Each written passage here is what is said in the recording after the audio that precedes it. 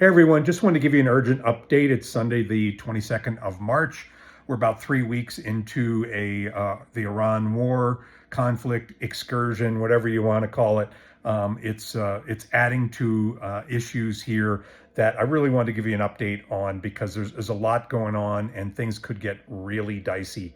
And let me just tell you why. We've got two problems, many problems, but the biggest problem is a liquidity crunch, and that's caused by multiple issues. We've got private credit, which I've been talking about to you for a while since the first one started blowing up this summer. We have private credit and equity starting to have real liquidation issues.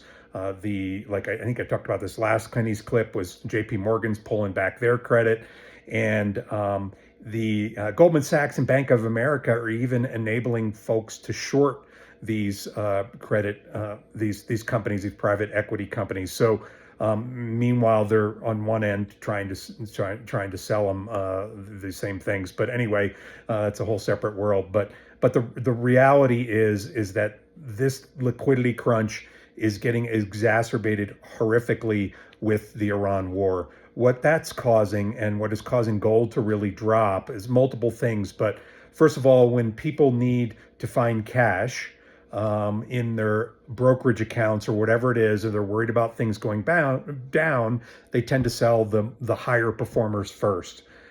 We've certainly seen that as the rotation out of the Mag 7 stocks has been going on for quite some time, but we're also seeing that with gold. The bigger problem with gold is that central banks are needing cash. They're likely liquidating their gold. The overnight the overnight prices of gold have been plummeting dramatically overnight, and that's likely from Asian trading. And guess what? Who's paying the most for crude oil?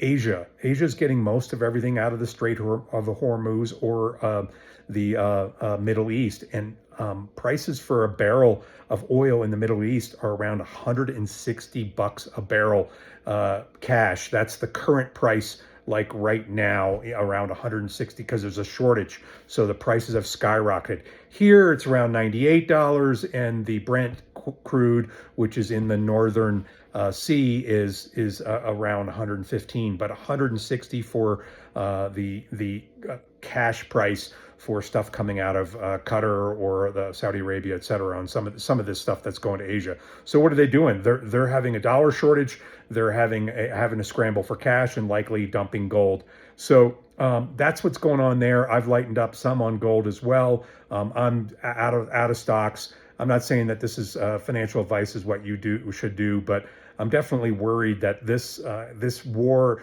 appears to be kind of at a standoff, with Trump this weekend saying we're going to blow up your power plants, and Iran just saying that, oh, if you do that, we're gonna blow up your oil fields and your like they did in Kuwait. So anyway, it's becoming a real problem, and it's going to drive liquidity out of the market, which it already is driven interest rates up, and so that's one of the biggest problems and evidence of the liquidity crunch.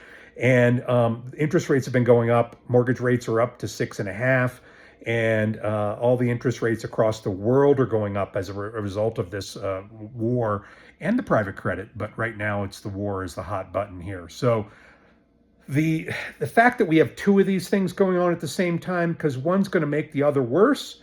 Oil's going to make the other one worse too, as banks tighten up, and because of the private credit issues and because of liquidity crunch. So it's really a self-reinforcing process. And if we start having a drop in the markets that is substantial, we just broke through on Friday a major level that if it doesn't recover above 6,500-ish, 6,520 on the S&P, we're looking at a likely drop down. Now, it doesn't mean we couldn't have a massive rally at any time if it looks like things might mellow out temporarily, and hopefully that will happen and things will go back, and the market will settle back down over time.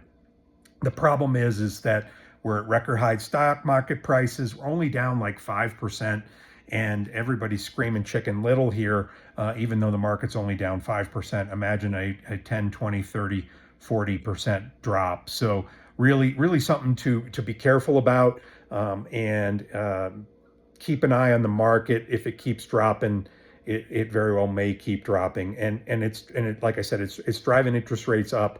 That's likely to turn back around over time as the effects of the high oil prices is going to lead to a slowdown in the economy. How much it slows down, whether it drives us into a recession, depends on how long this oil prices remain in the $100 plus a barrel range.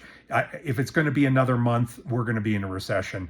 And unfortunately, our friends, Mr. Magoo Powell, and even the other folks around the world are starting to squawk about interest rates can't go down anymore, or they're going to have to raise interest rates. And the market is actually priced in that the Fed's not going to cut rates at all. And just 2 months ago, we were at 3 rate cuts. So that's the market pricing it in. Doesn't mean that the market's right, because it frequently isn't in the short term, but in the long term, the Fed usually follows what the market's going to do. So the inflation push that oil causes ends up cutting demand, just like tariffs do.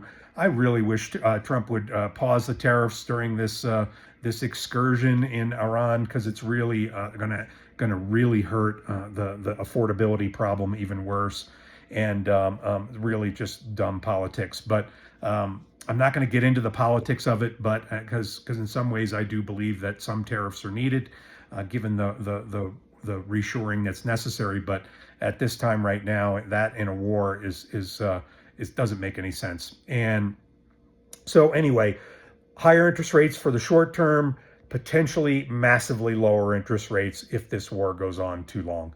I mean, we're talking, a percent, 2% lower than they are now. So because the Fed's going to have to panic when the economy craps the bed. So it's interesting. Like the QCEW, which came out with the latest revisions, showed that the third quarter in jobs of last year actually lost 70,000 jobs a month, and that was originally reported at plus 70. So we have a real slowing economy, job market, and the job market is going to be a problem. And so you add the AI/job market issue to the Fed. The Fed is going to be boxed in, and so the most important final wrap on this update is that whether the Fed put is still in place, and if the Fed put can't be in place because inflation's so high, the stock market's going to have a massive hemorrhage. Because if the economy slows down, earnings drop, oil's at 150 for 2 months, and all that stuff happens, and the Fed can't cut rates because inflation is raging, then the stock market's going to drop, and a lot. We're not talking a 10% correction here. So that's what the worry is. Hopefully none of this will happen. The war will end relatively quickly. The strait will get reopened, and things will settle down over time, and the market will recover. I think gold would recover in that situation.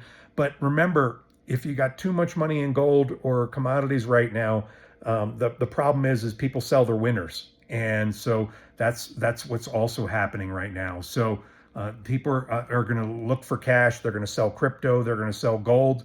They're going to sell everything, and Nvidia, whatever they've got. So just be aware of all this. Keep an eye on interest rates. If the 10-year bond continues to go up, that's going to be evidence of a more liquidity crunch.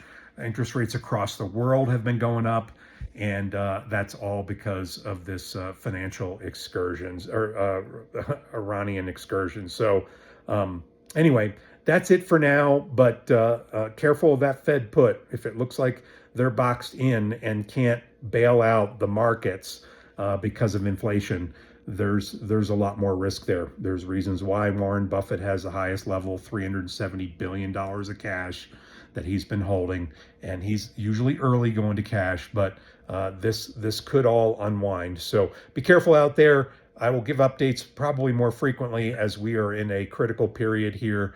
But Hope everybody is doing well and enjoying the 85-degree spring we're having here in Colorado. All right, take care.